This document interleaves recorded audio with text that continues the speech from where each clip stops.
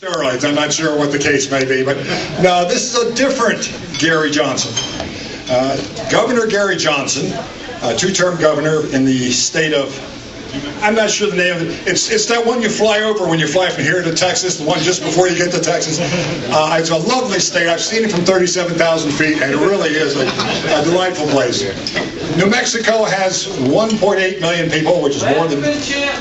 Land of Enchantment. There you go. Thank you very much. I wouldn't have known that. Well, they're big on drugs there too, but that's another story. But the population 1.8 million, which is bigger than the city of San Diego, less than the county of San Diego.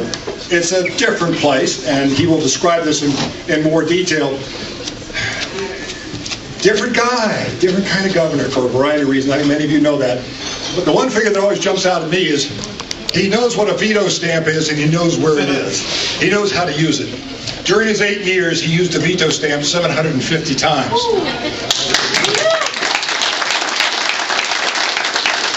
I don't find that, frankly, very impressive myself, because the other 49 governors got almost as many vetoes as well when you add them all up together. Exactly. So, without further ado, let me introduce the man who I think should be the next governor of California, Governor Gary Johnson.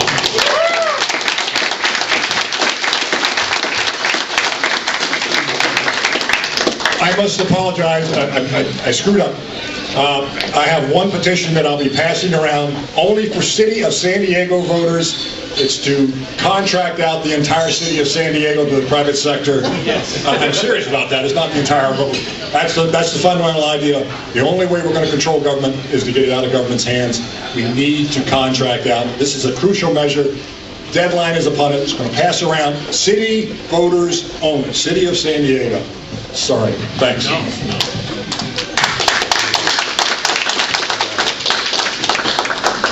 Well, so I wanted to tell you all that first and foremost, I'm an entrepreneur. I started a one-man handyman business in Albuquerque in 1974, and in 1994 actually had 1,000 employees, electrical, mechanical, plumbing, pipe fitting. A testament to a lot of hardworking people, and really American dream come true, based on the simplest of notions: showing up on time, keeping your word, doing a little bit more for people than what you said you'd do for them. Now, I sold that business in 1999. Nobody lost their job, and the business is doing better than ever. For me, money has always represented this notion of freedom, the ability to do what you want to do when you want to do it. And I feel very fortunate to be in that category. I also view my run for governor of New Mexico as entrepreneurial. I'd never been involved in politics prior to running for governor of New Mexico. I went and I introduced myself to the Republican Party a couple of weeks before I announced, and they said, "Hey, we like you, we like what you've got to say, but you need to know that you'll never get elected. It's just not possible to come from completely outside of politics in a state that's 2-to-1 Democrat and get elected." Well, I did get elected. And I'd like to think it had to do with what I said. And that was that everything was going to be a cost-benefit analysis. Everything. It was going to be best product, best service, lowest price. It was going to be issues first, politics last, a common sense business approach to state government. I got elected. And I got reelected. I'd like to think I got reelected on the basis of really over-delivering on those initial promises. I really made a difference in state government. I vetoed billions of dollars worth of new spending in New Mexico. I did not add 1 cent to the state's pension liabilities. I vetoed 50 tax increases. There wasn't one single tax increase in the state of New Mexico over that amount of time. Now, how did I do that? I actually vetoed 750 bills while I was governor of New Mexico. That didn't include line item, which I took to a whole new art form. And two of those bills were overridden. One was completely inconsequential. The other was actually the final budget. But the Republicans said, look, you're going to be out of office. You're not going to have to deal with this. We just don't want to fight anymore. Goodbye. So, again, I think it really made a difference. Now, legislatures will legislate anything, right? Anything in the name of safety and kids and you name it, they'll legislate it. There was a young man who hurt his head pole vaulting in northern New Mexico. Well, next thing you know, I have a piece of legislation on my desk that will require pole vaulters to wear helmets in the state of New Mexico. Now, I vetoed that legislation. I was a pole vaulter in high school. I think that should be choice. Now, I know how you all feel about motorcycle helmet legislation, right? I ride a motorcycle. I wear protective clothing, tip to toe. I wear a helmet. I think it's really a good idea. But pass motorcycle helmet legislation? Look, California and the whole nation has an issue with organ donor shortages. You sign that legislation and you reduce organ donors, right? I mean, come on, it cause and effect. I was known nationally for being more outspoken than any governor in the country regarding school choice. We put more and more money into education. And one of the promises I made as governor is that we would increase the amount of money that we spend on education as a percentage of the budget. So this is what I did for 8 straight years. But for all the money we put into education, by all measurements, we're getting just a little bit worse. So I proposed in the state of New Mexico, for 6 years, I proposed a full-blown voucher system, believing that we needed to bring competition to public education and that would result in a better product, a better service at a lower price. It didn't happen, but I took that argument on. When I started the argument, talking about school choice, 65% of New Mexicans were opposed to school choice. When I left office, 54% of New Mexicans supported school choice. So I really think that it made a difference. And who's to say? I think there's so many mistakes that we make when we try and predict what the free market would do for education. I mean, why would we even have bricks and mortar?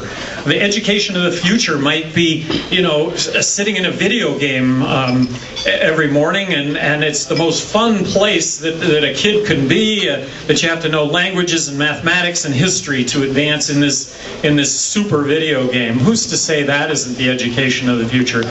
But it would be wrong to suggest that we could predict the free market. Bring educational entrepreneurs. Give them the power to deliver education, to compete when it comes to education. And then as governor, I was also known nationally. I really wanted to take a hard look at the war on drugs. And here's where I came at the war on drugs from, was that half of what we spend on law enforcement, half of what we spend in the courts, and half of what we spend in the prisons is drug-related. About $70 billion a year. And what are we getting for that? Well, we're arresting 1.8 million people a year in this country on drug-related crime. I always point out that's the population of New Mexico that gets arrested every single year. So I guess I needed to start with looking at Holland, because according to the government at that time, and this is going back 11 years now, according to the government, Holland had skyrocketing drug use, unbelievable violence, and again, lots of property crime. Well, it turns out, with very little investigation, that Holland, which has effectively decriminalized all drug use, has 60% the drug use is that of the United States. That's kids, that's adults, that's marijuana, that's hard drugs. Now that's on a per capita basis, but it's just the opposite. Portugal which has effectively decriminalized drug use in just the last few years, has documented that they actually have decreased drug use as a result of these new policies. They have two of the lowest drug usage rates in all of Europe. So that was certainly discounted. And then, of course, there's the notion that marijuana is a gateway drug. Now, I don't drink. I choose not to drink alcohol. I've consumed in my life, but I choose not to drink. I have smoked marijuana. I choose not to smoke marijuana today, but from my own experience, marijuana is safer than alcohol. That's my own experience. Well, it turns out that the city of Denver 5 years ago voted to decriminalize marijuana. Citizens of Denver voted to decriminalize marijuana on the basis of a campaign that marijuana was safer than alcohol. So I looked at everything that was available, and in a very short amount of time, I came to the conclusion and stated it that marijuana should be legalized. And when I say legalized, we should control it. We should regulate it.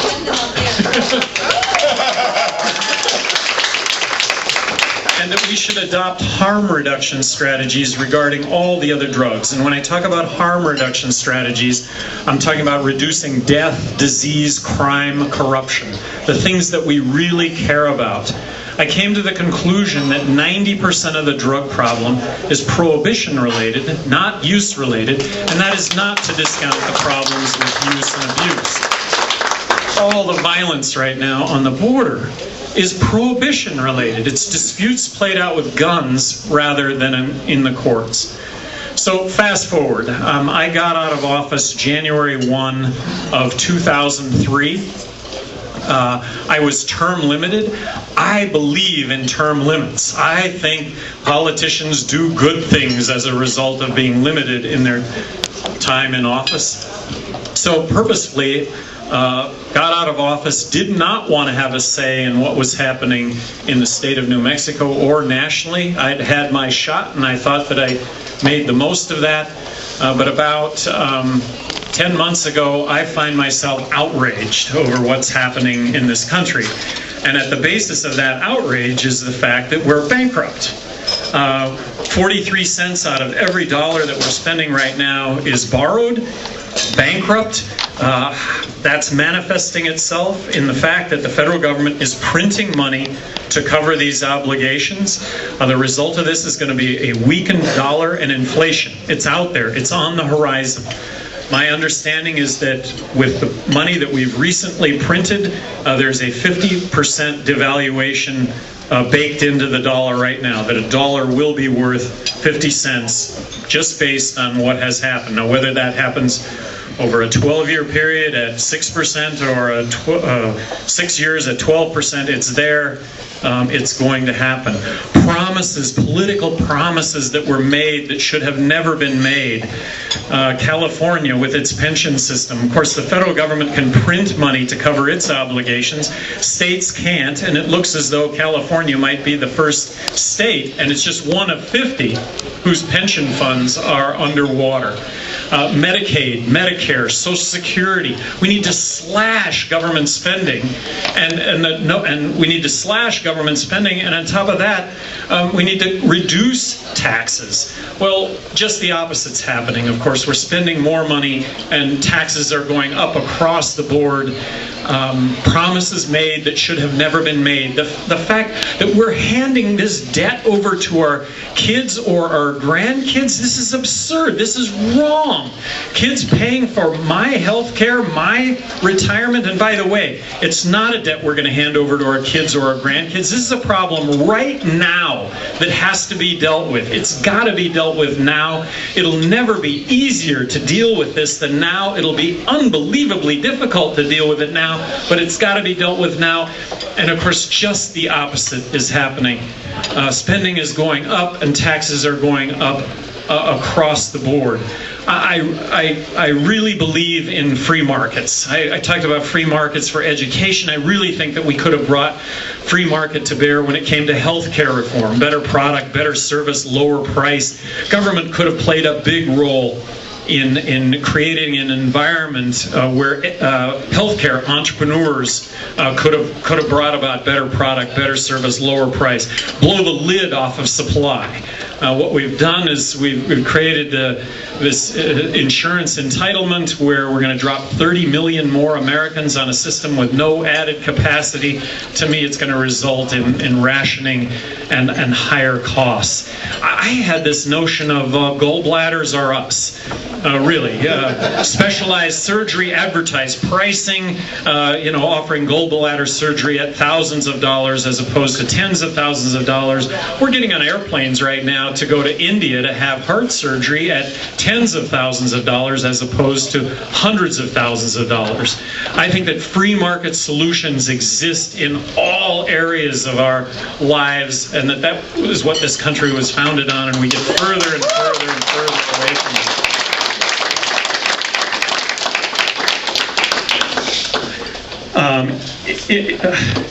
National defense. One of the areas where government has a responsibility to provide for a strong national defense. I would argue that our national defense, that our security is not being threatened in either Iraq or Afghanistan, and that we should be out of those countries. I would have been on record prior to going into Iraq saying, look, I think we're going to get mired in a civil war to which there would be no end, and if Iraq rolls out any weapons of mass destruction, don't we have the military surveillance capability to watch them do that? We could go in and deal with that issue when it happened. I thought that our initial foray into Afghanistan was completely warranted, that it was about Osama bin Laden, Al-Qaeda, but they're clearly not there anymore. We are building roads, schools, bridges, hospitals in Iraq and Afghanistan. Don't we have those same needs here? And we're doing that by borrowing 43 cents out of every dollar to do that. We've bankrupted ourselves. I just think that we're so spread so thin when it comes to our military that we have just squandered our military might, and again, that we're of no good in the world, bankrupt. Out of the dollar that's being spent in the world today on military spending, 50 cents of that dollar is being spent by the United States, and we're 5% of the world's population. That just seems to me to be a little bit skewed. Putting that into relationship with China, China is spending 8 cents out of that dollar. We're spending 50 cents. One of the issues of the day, immigration. I would have vetoed the bill in Arizona. I think that it will lead to racial profiling. I think that the notion of a secure border, the fact that the government is not securing our borders physically, I think there's a reason for that. I don't think it's possible. And it is possible, but at what cost? $1 trillion to put the National Guard arm in arm across 1,600 miles of border? I really think that we can do this much more cost effectively, and by do this, that legal immigration is a good thing. Illegal immigration, bad thing. But we can increase the supply of work visas available to immigrants that want to come to this country to work, and that it shouldn't be welfare-based. And if it's going to be welfare-based, that's why we're in trouble, and that's part of the issues that we have. And you can certainly drill deeper into that if you would like. But I formed Our America Initiative, which allows me to raise money and speak out on the issues of the day. I wouldn't be here right now if I thought that these issues were being talked about. I wouldn't be here if I didn't think that they needed to be talked about. There are all these issues that we're facing, and there's no they out there that's coming to our rescue. There isn't a they. There's you and there's me, and I really am optimistic that we can actually address these issues and make a difference, but it does have to happen right now. I would love to and I really appreciate the invitation to be here this evening. I would love to entertain any questions or comments or insults that any of you might have. Yes, way in the back. Question. I'm sorry I don't remember his name, but I just read online. I'm trying to find out what would be a good idea for the immigration. And one thing I have studied, in Albuquerque, the mayor of Albuquerque, as close as it is to the Arizona law, there's a little twist to it. What they're doing there is when they arrest a person, there they go through the immigration papers and they check out the status, whether they're white, black, Asian, green, whatever. You know what I mean? And there's no racial profiling. That takes it out of the equation. But if somebody here, like I'm in Escondido, I'm going to be running for mayor in Escondido, and we have had a meeting last night, the city council meeting, and the whole meeting blew up. It was all over the news. They didn't want the councilwomen to talk about the issue. And one of the things I think they could do different, as opposed to what we did in Arizona, the Albuquerque bill, the way he passed the law, is if somebody, say they are a foreigner, but they are attacked, and I think I'm on. Okay.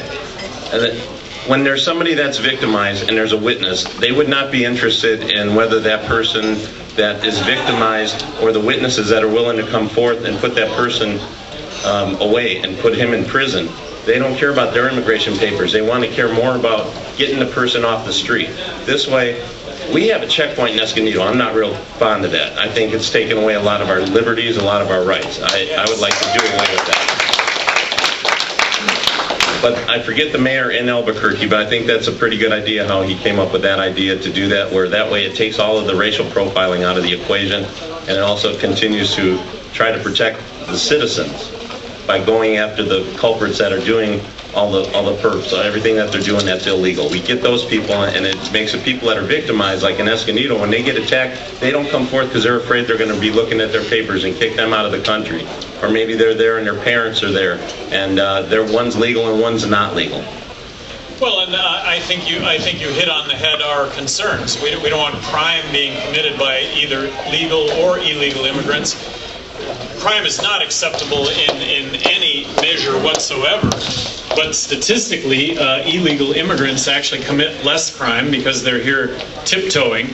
Legal immigrants, again, no more crime, no less crime than in this country, but that needs to be the focus. Make it easy.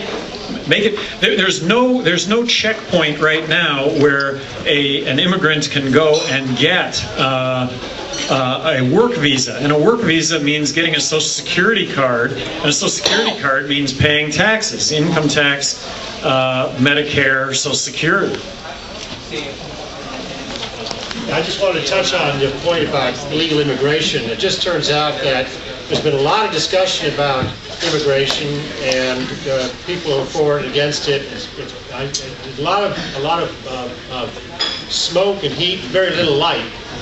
And you touched on illegal immigration. My wife, it turns out it's a subject I have some familiarity with. My wife is a legal immigrant to this country, and I can tell you that of all of the governmental bureaucracies that I have ever had to deal with, the immigration people are the lowest scum of the earth.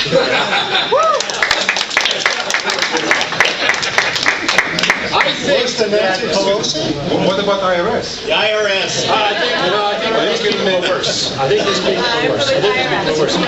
And my point is this, and you touched on it, I think my point is this, is that we seem to be putting a lot of emotion into this issue without really looking at this other dimension. And this other dimension is that, look, we are a nation of immigrants.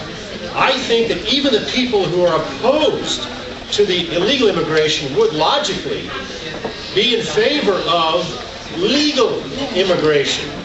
Clearly. Why not? Yeah. Clearly. And yet the problem that my wife and I have been having is that we are playing by the rules. And I can't help but imagine that so much of the problem is caused by the government because it is such a burden to do this process legally. All the trouble that we've had and all of the insults and abuses that we've had is because of bureaucratic abuses that we've had to go through. I think that another dimension needs to be raised. I think you touched on it, and I applaud you for coming tonight and raising the issue, and that is we should be talking about making the process of legal immigration, of making it more efficient. and recognizing the burden that legal immigrants have to come to this country. I think a lot of people are in this country illegally because legal immigration is so unnecessarily burdensome. Yes, absolutely. I think that we would try to a large measure, we would diminish the importance of this overall issue and focus on other issues which are eminently more important to us in this country and this state. Thank you. Bravo. Bravo. Yes. Yeah, I agree with most of what you said this evening, Governor, and I applaud you for coming to visit with us. One of the questions that arises in my mind is that you are evidently a popular governor, having been re-elected at least on one occasion, and clearly you haven't ridden into the sunset with your entrepreneurial gains. You're still interested in what's going on, very interested. Why didn't you run for the Senate, where you could be really more effective, I think? We need him here. So why not run for Senate or representative? I just always have viewed that as a trough job, meaning belly up to the trough, because that's what it's always been. And yeah, I suppose you could have eked out a niche as not being one of those individuals, but I just chose not to do that. Yes. One thing, you were on Sean Hannity's show a couple of weeks ago. If anyone gets a chance to go to YouTube, it was phenomenal. Because Sean agreed with you pretty much, but he didn't agree with your libertarian perspectives, and he did an excellent job of rebutting what he was stating. Now, to his point, I suggest everyone go to a Gary Johnson 2012.com.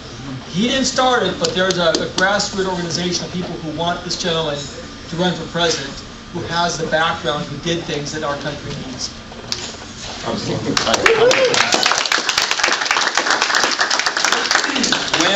When you are elected president, are there any specific departments of the federal government that you might consider eliminating? Well, specific departments to eliminate.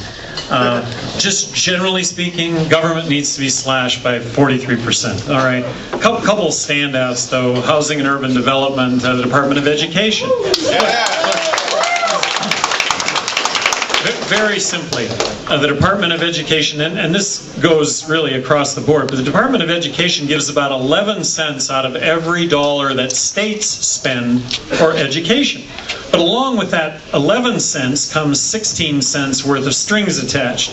So it's really a negative to take money from the federal government.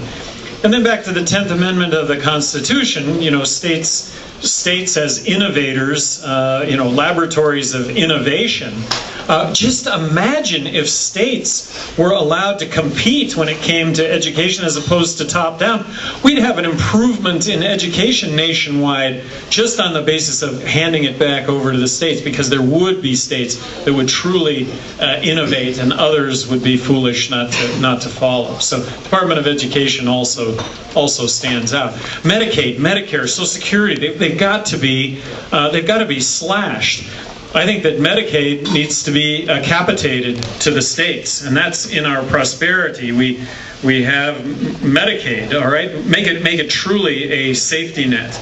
Medicare, I think there's going to have to be means testing for Medicare. When Medicare was adopted in the mid-'60s, Medicare was estimated to cost $10 billion in 1980. It cost $100 billion. Today it's north of $500 billion, and it hasn't even begun to see the pressures that it's going to see with baby boomers becoming eligible for benefit. This is just not sustainable. Social Security, I think there's going to have to be means testing for Social Security on top of raising the minimum wage. And I'm just pointing at some obvious solutions here that if they're not adopted, if we don't take pain across the board, that we're going to end up a third world country. And as I think it's avoidable, but it's got to be dealt with now. It has to be dealt with now. Yes. Yes, Governor. Recently, this past January, Obama signed the Executive Order 13528 that established like a council of governors and many people feel as though it undermines the Posse Comitatus Act, as well as maybe one day would nationalize the federal, the National Guards. I'm just curious, since you're a former governor, if you're aware of this executive order and your feelings towards it. I'm not aware of it, and I really don't have any strong. I mean, the National Guard is effectively not in states' hands. Yes. Assume you're. Hi, Governor. Let's assume you're running for president and you win, which I'm sure many of us here would like to hear. How will you deal with the nuance in the Republican Party from the neoconservatives when they push back at you and you say, we just can't afford 5 wars? And then how would you deal with the progressives who say, healthcare is so important, it's a basic human right, and you say you can't afford it? How will you get both of those fringe groups to the table to realize that we need to cut 43 cents on a dollar? Well, so since December 1st, I've been on the road doing just that, addressing social conservatives within the Republican Party, addressing progressive Democrat, just exactly what you're talking about. And I've always felt that the things that I'm saying right here, I feel, represent the majority of what Americans think. Now, rather than sit on the couch and theorize that, I'm actually out doing it. I'm burning some shoe leather to see if that's the case. One of the biggest surprises that I have had is addressing, for example, the Maryland State Republican Party convention just 3 weeks ago, and giving them the same address that I just gave you here right now, and I got a standing ovation. Now, what's that about? What is that all about? I mean, what is that about? So I really think that this is my belief. I really think that Republicans really want to get, and by the way, there's an outrage right now in this country that everybody that's in office belongs out of office. That's the sentiment right now. I think Republicans are going to pick up seats simply on that basis because they're the minority right now. They're going to pick up because everybody that's in is going to get voted out. I think Republicans would be wrong to take that as some sort of mandate. If they take it as returning to managing the checkbook, which to me is fundamentally Republican, and why I'm a Republican, then they're going to have a long stay in office. And that's my optimism, is that maybe you've got a Congress that would go along with a president on actually doing these things and not be concerned at all with re-election, but actually setting the stage for this country to move forward. So, yes. As far as marijuana legalization goes, I saw you on Hannity, and he just doesn't seem to get it that you don't need to fight drugs with government, that you can do it voluntarily through your church or just through your own thing, and if somebody doesn't want to give it up, they don't have to. I mean, and if you do get somebody to give it up, that's a victory for you. So is that like another strong point that could convince them that you could fight drugs voluntarily through your church or whatever, through your own thing, and if somebody doesn't want to give it up, that's fine, or if they do give it up, that's your victory for your anti-drug campaign. But when you do it through the government, it's forced and it costs money. Is that a strong point, or do you think that can work as well? No, I totally agree with you. One of my experiences as the governor of New Mexico was I had a fellow governor come up to me and say, look, I got to talk to you. I said, well, yeah, what? My son's smoking marijuana. And I laughed. Well, join the crowd. I mean, that's 50% of American fathers today. I said, he hasn't been caught, has he? He goes, no. I said, isn't that your real concern? Is that somehow he would be caught and be subject to the criminal justice system? And isn't that going to be worse than anything else? He goes, well, yeah. And he goes, but he's hanging out with the wrong guys. He's hanging out with the wrong crowd. I mean, he's just not the same human being. I said, really? He'll be fine. He'll outgrow this. I said, it's just kind of an enlightenment period. He goes, that's just exactly what he's telling me. So, anyway, I think there's some real education that goes along with this. And what is more American than freedom and liberty and the personal responsibility that goes along with it? Well, because I like Kennedy doesn't seem to get that. He just thinks that only government can like fight drugs. And He's a lost person. And you can't do it like you can't. If you don't get government to fight it, it's just going to go wild, and not private citizens can fight it themselves voluntarily. So may I share with you my Hannity experience? 11 years ago, I went on Hannity. I was off camera. By off camera, they're film. I can't see them, but I'm off camera. And it's after I came out and espoused the legalization of marijuana. He took some really cheap shots. This was 11 years ago. Now, one of the factors, or one of the things I was dreading was going on Hannity, because I just thought that it was going to happen at some point. I want to tell you, he could not have been more gracious before, during, or after this interview. So maybe I'm reading too much into it, but I have this sense that Republicans have missed the freedom movement. I have this sense that Republicans want to actually become a libertarian. That's my belief. And maybe I'm wrong, and maybe I'm reading too much into it, but I really thought he gave me a fair shake. And I have trouble watching Sean Hannity. I just can't do it. And I thought we were going to be in a headlock on set. But again, I just want to pay him his due. He was gracious. Maybe it had to do with Students for Liberty that were really snowballing him in New Hampshire. And I don't mean just throwing softballs. I mean throwing rockets at his head in New Hampshire because of his treatment of Ron Paul. Oh, yeah. Yes. Thank you for coming. I was interested in your comment on means testing. I can't hear you. Means testing on Social Security. I mean, doesn't that really, that's right out of the Democratic playbook.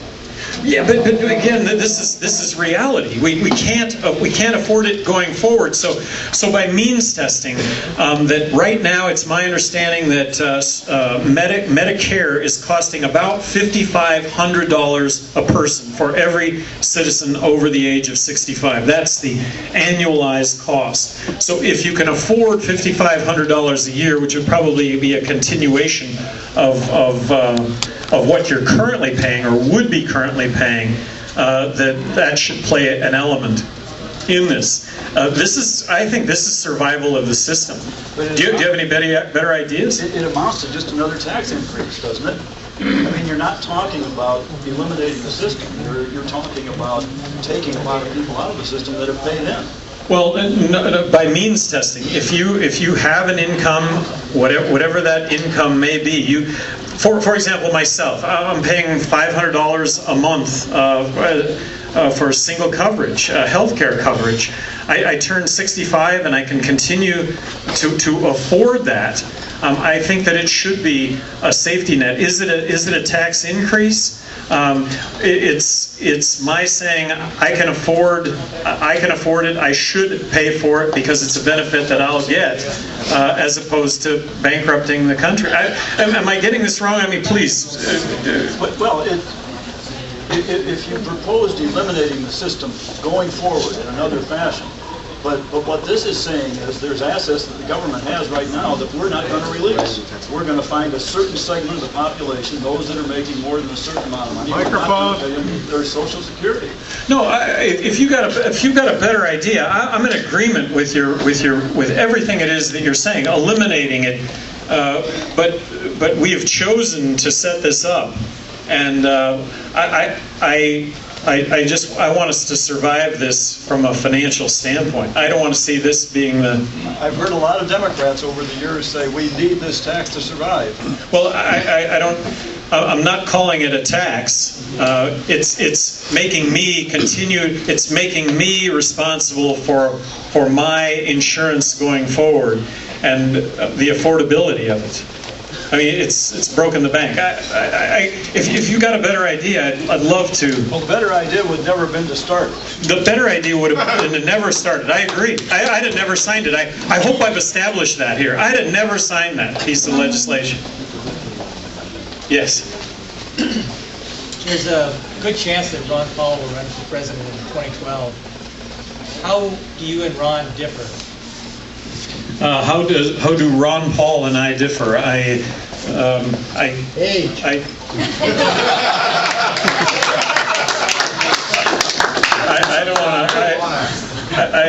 don't want to belittle. I'm a Ron Paul fan, and so for me to say I'm just like Ron Paul, maybe that would be belittling him a little bit. No, I don't know if we have any differences. I think we express ourselves differently. The gentleman behind us, right? Yes. Yeah, but you were talking about departments that you might get rid of entirely. There's a problem in America as far as the size of government, and that's the problem with the size of government is that, and Republicans have been making a mockery of this for 30 years since Reagan. They've been cutting your taxes but increasing the rules, and a tax cut doesn't do a man in handcuffs any good at all. And so what I'm wondering is, you know, how far forward have you thought about what can be done to unleash, to free us in business? I mean, right, you can't buy health insurance across state lines, no competition there. The FDA makes the process so expensive that the small players are run out, the small banks are run out. Give us an idea of what you would do to decrease the regulation that chains on us. Well, getting rid of or rolling back regulation, I mean, complete agreement, but everybody needs to recognize that as admirable a task as that is, right now, it's not getting any better, it's getting worse. We're adding on to that. So is it possible to stop that? Yeah. Is it possible to roll it back? It's completely possible if you have a Congress and a president that will be engaged in doing that. All of those things are possible. And I would like to think that this cycle, everybody that's in office is out of office. Next cycle, you know what? If you're not doing the right thing, you're going to be out of office. Maybe we're starting a series of elections that will actually get people in office to do what's right. Hi, listening to you speak tonight, I really like the theme of what you have to say, like pro-liberty and pro-freedom. But I feel like there's some inconsistencies. Like you say you're for a free market, but you support vouchers as opposed to a fully free, getting the government out of the school system. You're not for a free market in drugs. You say that marijuana should be regulated and the rest should be illegal. Is that right? I mean, you'd still have prohibition on a lot of drugs. Yeah, well, to talk about the drug issue for a second, I just see it really palatable to talk about this from the standpoint of let's regulate it, let's control it, let's tax it. I'm in complete agreement that it would be much better to get government out of it. I'm just reading right here where in the city of Los Angeles, $25,000 a year is spent per capita per student. I see it as if the government's going to spend money on education, it seems to me that if you gave students an $18,000 voucher, which would save taxpayers $7,000, and they were able to spend that any way that they wanted, that we would see a better product, a better service. What I'm saying is, why not advocate like complete freedom, getting government out of the school system at all? Because it's not practical. I love libertarian. I consider myself a libertarian, a Republican libertarian, but to go out and espouse that, I don't think people understand that, and I don't think you're ever going to be in an elected position to actually potentially bring that to bear. Yeah, no, I see what you're saying. If you advocate that, you'll probably never get elected and never get stuff. Right. But if you're not advocating complete freedom, then how is freedom going to ever actually increase? I mean, you said you wanted government to be reduced by like 40%, right? 43%, yes. When you were the governor, did you reduce government 40%? No, I always said, though, that I could have, but I wasn't the dictator. I was the governor. There was 3 branches of government, and that is something that I consistently said. I used a third. I could cut a third of state government. No one would notice the difference, but I'm not the dictator. And I did things as governor that actually, when it came to welfare, if you could work, you would work. So administratively, I changed welfare in New Mexico. All the help wanted signs went down in New Mexico for about a 2-month period, because if you could work, you would work. It happened. But after 2 months, of course, immediately there were lawsuits filed, and it took 2 months for the Supreme Court of New Mexico to say that what I did was unconstitutional. The signs went back up. I got more I can say. No, do. Well, no, just going back to the original question, it was about inconsistencies where in some cases you want free market, in some cases you don't. And other ones like civil liberties, you want civil liberties if people were born here, but if they're from another country, all of a sudden they have different rules, and you want to, you're okay with arresting them and kidnapping them and sending them somewhere they don't want to go. So I see the I'm for arresting them and kidnapping them? Deporting people I'm who not. you think are illegal. Well, and there needs to be a grace period, all right? So for a second, talking about amnesty. Amnesty has never meant citizenship, ever. But you have to have a grace period for illegal immigrants to actually become legal, to actually... Why even call another individual an illegal person just because of their existence, because of where they were raised? Why not advocate liberty for everyone? No, I have no disagreement with anything that you're saying. It's just the reality of actually trying to improve on what exists. And so I just heard someone say Do we you want couldn't afford an it. ideologically pure candidate, or do you want someone who might be able to be elected? I'm just asking. No. Yeah, philosophically it's fine. I'm with you. Able to be elected or not. Yeah, but how often are libertarians elected? Governor, how do you eat an elephant? How do you eat an elephant? One bite at a time. One bite at a time. No, we're kindred spirits, I would like to think. I'd vote for you, but you won't win. You So it's all about winning then. No, it's how do you eat an elephant? How do you eat an elephant? One bite at a time. One bite at a time. But I'd like to think it's more than one bite. That actually we might be able to whack off the leg, and there's a reality to this. There is a reality.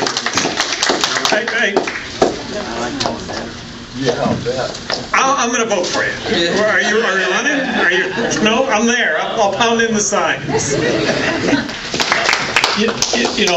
I really feel like I know what it's like to to put on a gasoline suit and walk into a fire. I really feel like I have that understanding. In New Mexico, there were the teachers union in New Mexico meant 4,000 teachers union in New Mexico, and I went and I talked to them about school vouchers. And I don't know.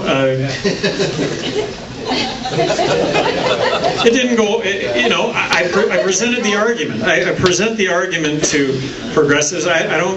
I'd like to think my blood pressure doesn't go up, and that the argument is a good argument, and regardless of people disagreeing or not.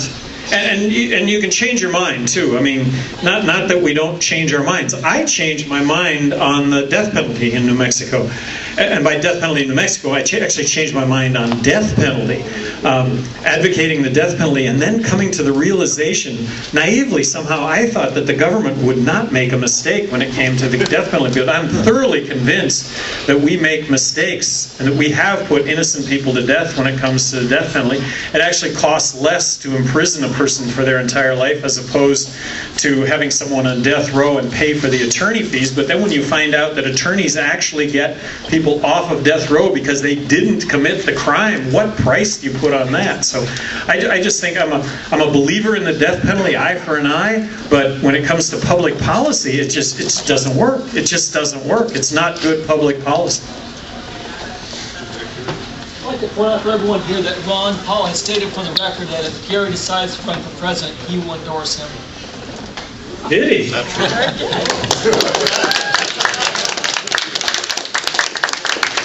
Well, for what it was worth, I did endorse Ron Paul during the last campaign, and I really am a Ron Paul fan. I just think he's brought Constitution to the forefront. That we're as a nation, we're looking at that document more closely than we've ever looked at it before. If I could be so bold, Governor, as to give you some advice, Hannity's one thing, but don't ever go on a Bill O'Reilly show. He's just going to silence you. Every time you bring up legalization of drugs, he's going to silence you. In New Mexico, what's the status of medical marijuana, and have you been active on the issue or not? Well, they didn't pass it. They didn't pass medical marijuana when I was governor, but they passed it after I was out, as they did income tax reduction and all sorts of things that I talked about. But once I, vetoing that many bills, that was a big tweak. That was kind of a knot on the legislature's forehead.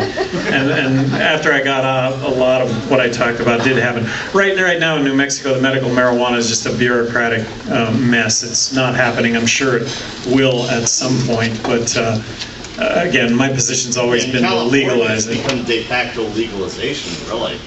Well, the rest are still happening. They're just more arbitrary though than ever. Yeah, Gary, can I have the microphone? Thank you. I think that what we need to concentrate on is the root of the problem is socialism. And if we're going to win the battle, it's socialism against liberty. And all these programs you talked about, like a better idea on Social Security, we've got to condemn all these philosophies of theft, whether it's the Federal Reserve Bank that robs our money by printing new money, or it's the socialist redistribution of our property through all these socialist programs, and you talked about eliminating some of them.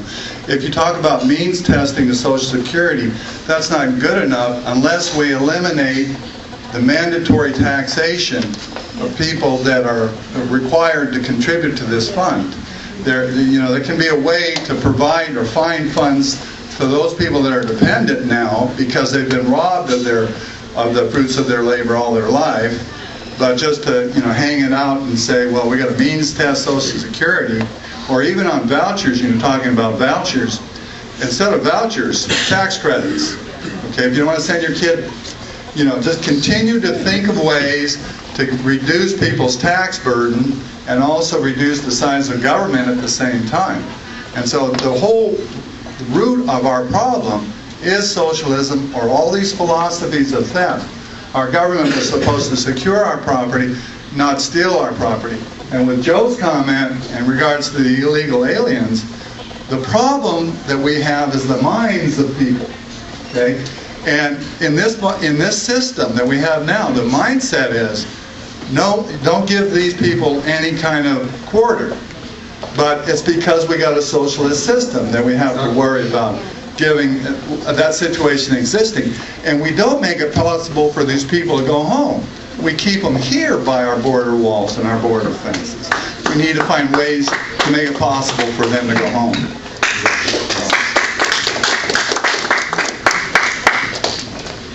I would just like to add one thing to what Mike said.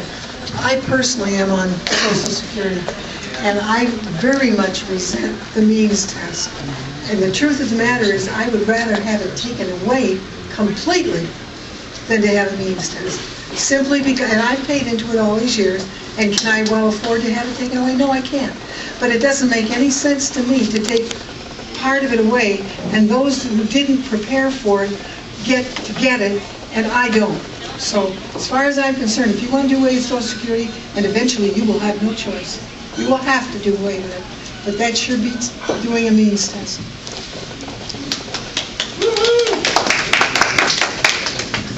If elected president, would you appoint Judge Andrew Napolitano to Supreme Court? I'm a 501c4 honorary chairman, and I get to speak out on the issues of the day. So if theoretically, yeah, that would be a good appointment. Yes. Yeah, so I'm actually out in California, a 6-month internship, but I go to college at Northeastern University in Boston. And I was in a freshman year economics class there, and it was microeconomics, and I go up to my professor one day and say, what class on the economics department here teaches Austrian economics? Where can you learn about that? And he says, well, first he says, well, why do you care about Austria's economy? And then I said, no, Austrian, like von Mises. He says, you mean Australia? I said, no, like the free market economist von Mises, kind of like Milton Friedman. He says, well, He says, hell, you're not going to learn about that in this part of the country. He said, you're not going to learn about that anywhere here. And he said, besides, why do you care? He said, Keynes got us out of the Depression. And I guess what I'm asking is, very kind of him.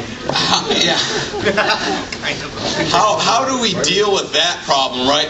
How do we deal with the issue that the higher institution that so many people look to for their education is teaching these kids that the government is this brilliant scientist who can manipulate everything and fix the outcomes in their favor? How do you handle that? I'm not going to pretend to have the answer to that one. I do remember Milton Friedman was asked about. It was the digging of the Panama Canal that they were doing by hand as opposed to using machinery. And it wasn't Milton Friedman, I apologize, but it was someone who went there to observe the fact that the Panama Canal was being dug with shovels. And why isn't machinery being used? Well, this is about jobs. That was the answer. And the reply was, well, then how come you're not having them do the digging with spoons? Yes. I heard today a marvelous statistic that the average annual wage in the private industry is $40,000 a year, while the annual salary in the public sector is $100,000 a year. Is there any thought to giving wage and price controls for the public sector? As governor of New Mexico, I can only base it on my own experience. I didn't add to that. I didn't add to. I would have proposed legislation as governor of New Mexico to change the state's pension system from a defined benefit to defined contribution. Didn't go anywhere, but I believe that the pension system was a Ponzi scheme, and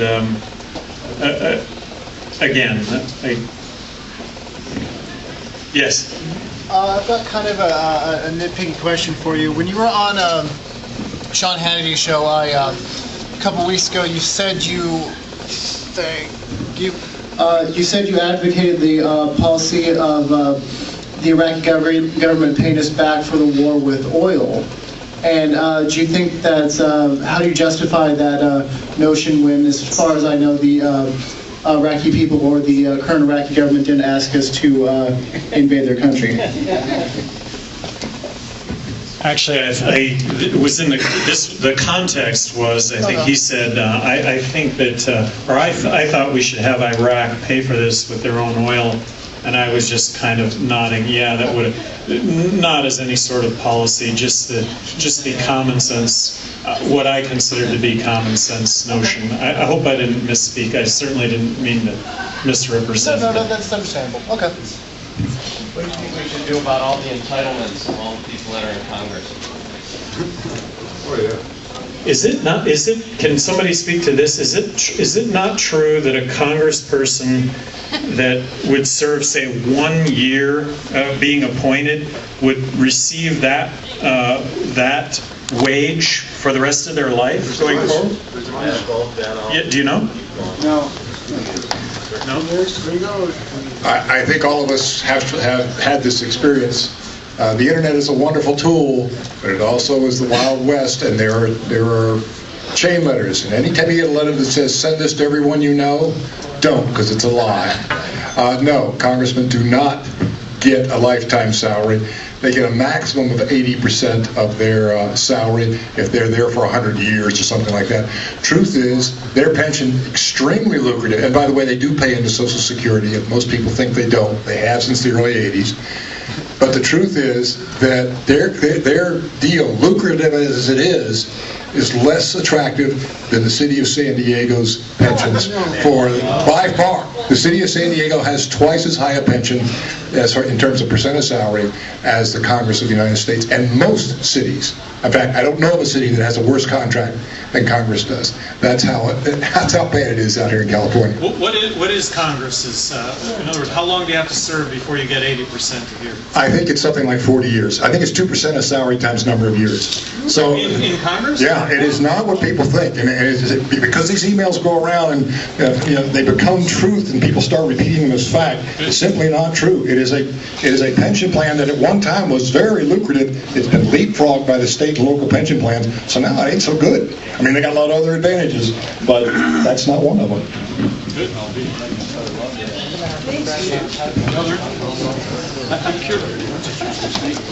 I'm curious to know, if you were president on September 11th, how would you have dealt with that? How would you have responded to the attack? And over a number of years, up and including to now.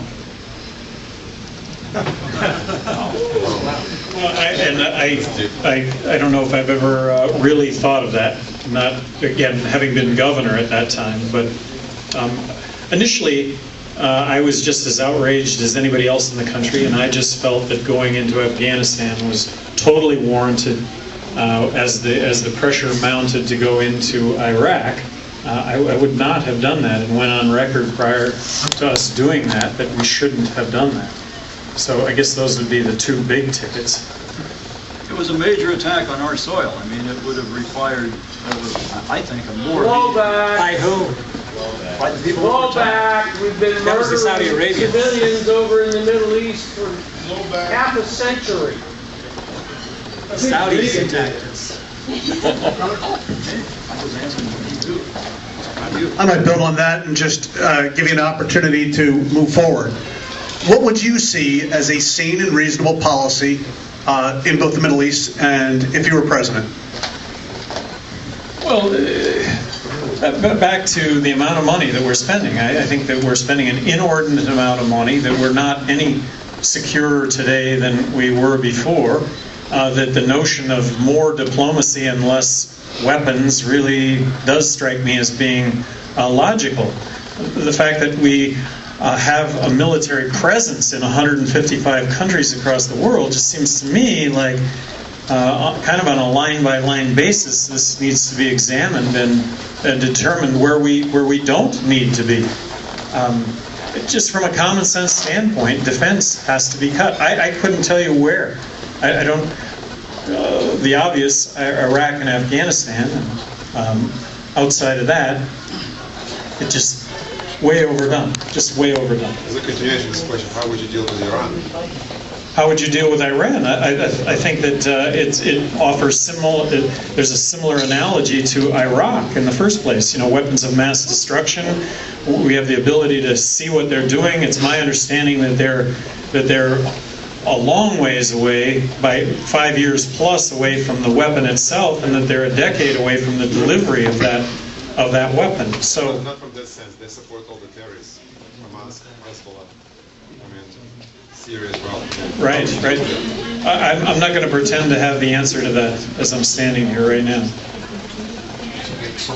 And part of this initiative is also, I understand, is getting up on all these issues. I could not speak intelligently to this. I went last week and received a briefing, several briefings in Washington to try and find out these answers, and really wasn't able to bottom out.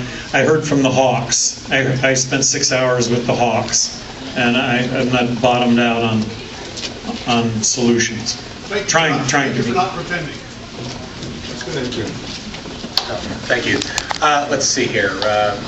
Okay, two-part question. First part, I hope it's yes or no. Did your diligence at keeping the budget under control in New Mexico continue after you left? No.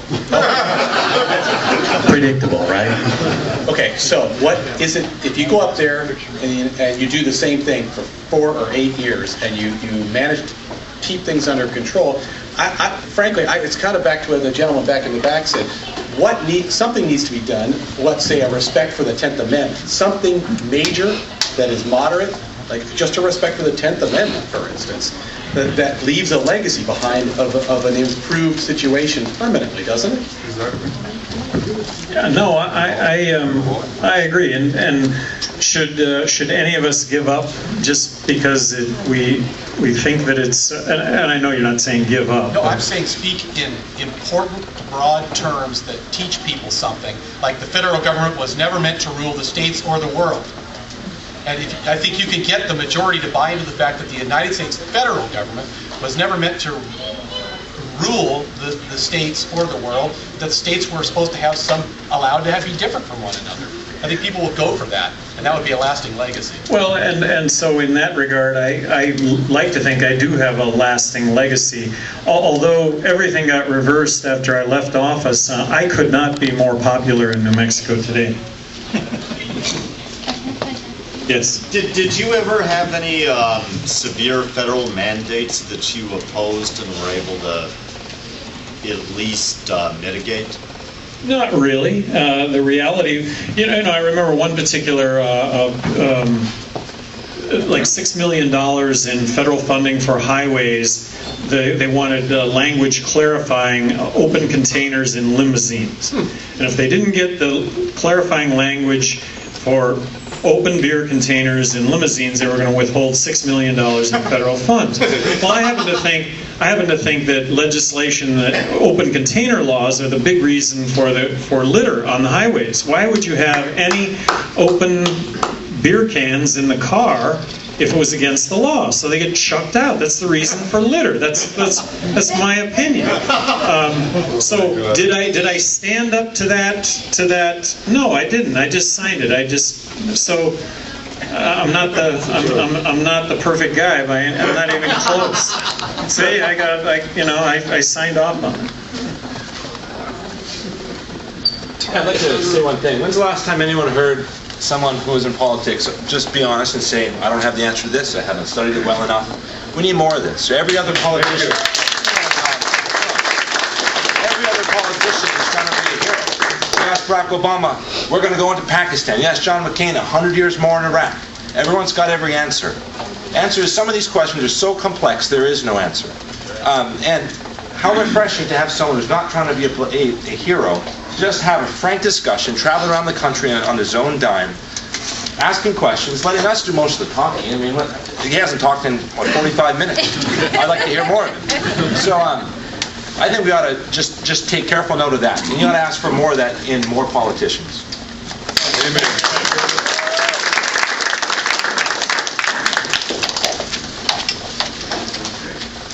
Wow. Maybe we'll stick a fork in it after that. Hey, thank you all very much. I know you had plenty of places to be tonight, and I should have gotten some time.